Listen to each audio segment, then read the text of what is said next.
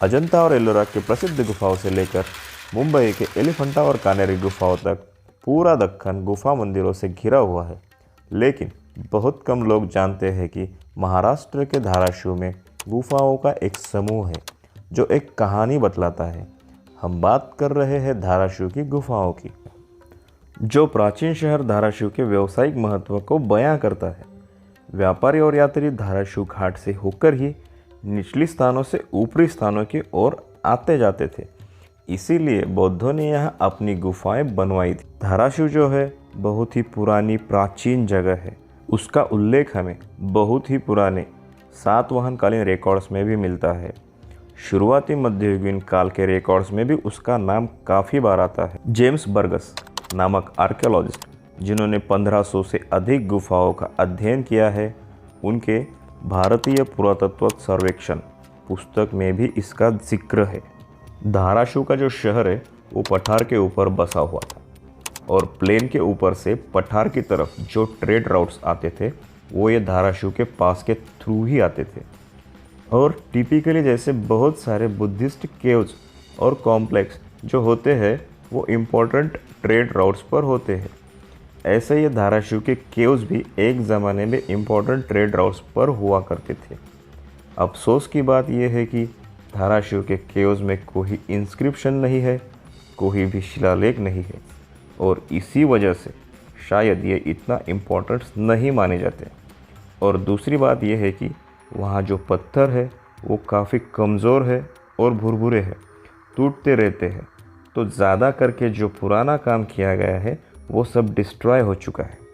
ऐसा माना जाता है चट्टानों को काटकर बनाई गई धाराशिव की गुफाओं का निर्माण 5वीं या 6वीं शताब्दी में हुआ था।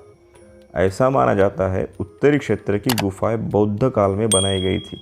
बाद में जैनियों ने अपने हिसाब से उन्हें बदल लिया था। यहाँ पे 7 गुफाएं हैं, लेकिन देखरेख की कमी की वजह से 2-4 गुफाएं ही कुछ ठीक ठाक हालत में है।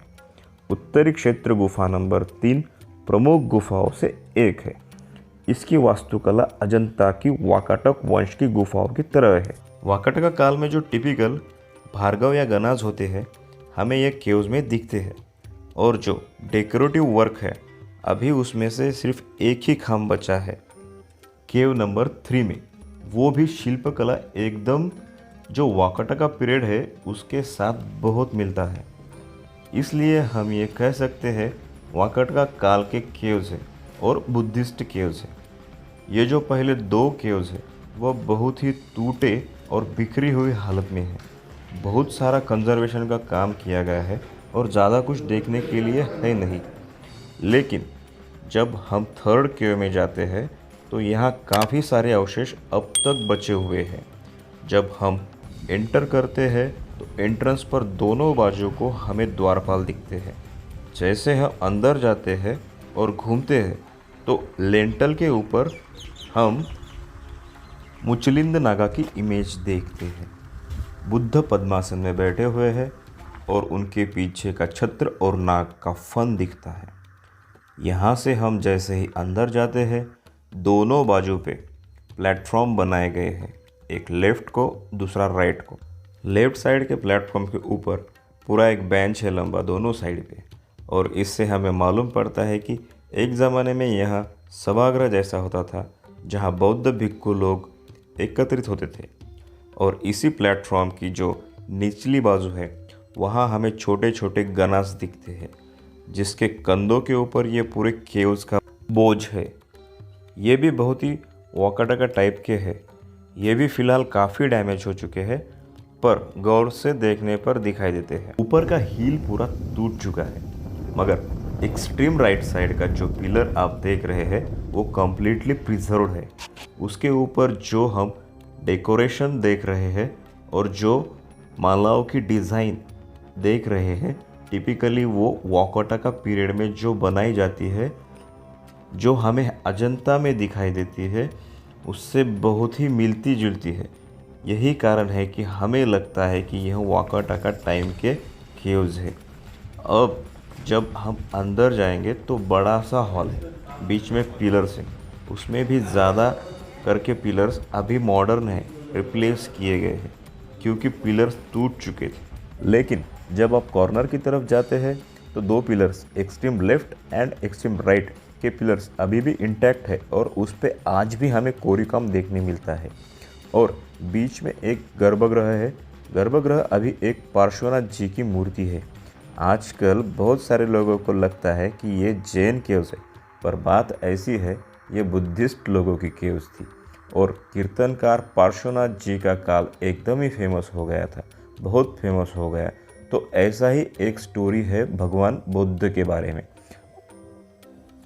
और उसे मुचकिंद बुद्ध की स्टोरी कहते हैं। मुचकिंद नागा जिसने भगवान बुद्ध को आके शरण दी, जैसे धर्मेंद्र ने एक ज़माने में पार्श्वनाथ जी को दी थी। तो वो इमेज आज भी हमें मिलती है जो एंट्रेंस है केव नंबर 3 के लेंटल पे। जब यह जगह छोड़ दी गई और बहुत सालों बाद जैन लोग यहाँ आए, तब उन्होंने ये नागा वाली बुद्ध की मूर्ति देखी तो उनको लगा कि ये तो सिर्फ पार्श्वनाथ जी की ही मूर्ति हो सकती है। तो ये मॉडिफाइड केव्स है। जब हम दक्षिणी साइड वाले केव्स में जाएंगे जो कि बुद्ध और जैन केव्स बनने के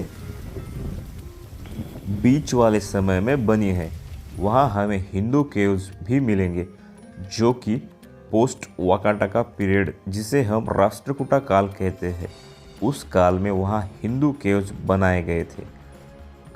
केव्स काफ़ी सिंपल है, थोड़ी ही कार्विंग है, लेकिन कृष्ण के अवतार बहुत ही क्लियरली दिखते हैं।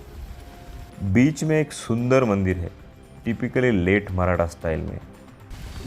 तो मराठा स्टाइल के जैसा शिखर है और मंदिर के बड़े बड़े मोटे दीवार जैसे आप फोर्ट आर्किटेक्चर में हमें मिलते हैं। और एक छोटे से फोर्टिफाई इंक्लोजर के अंदर ये बहुत ही सुंदर मंदिर है जो एक समाधि है। और अंदर मंदिर के गर्भगृह में समाधि को लिंग जैसा बनाया गया है जो आज भी हमें अंदर दिखता है। तो इन चीज़ों से हमें ये पता चलता है कि इस जगह का महत्व हमेशा के लिए कायम रहा है। 1500 वर्षों के दौरान इन गुफाओं पर विभिन्न धर्मों के अनुयायियों का कब्जा रहा है और इसी वजह से यह बौद्ध, जैन, हिंदू सभी धर्मों ने आधुनिक युगों तक इस इलाके की पवित्रता का सिलसिला लगातार कायम रखा है। यहाँ की गुफाओं में सुनहरा इतिहास छिपा है और इस इतिहास को बचाए रखने के लिए इसका रखरखाव और सुरक्षा बेहद ज़रूरी है।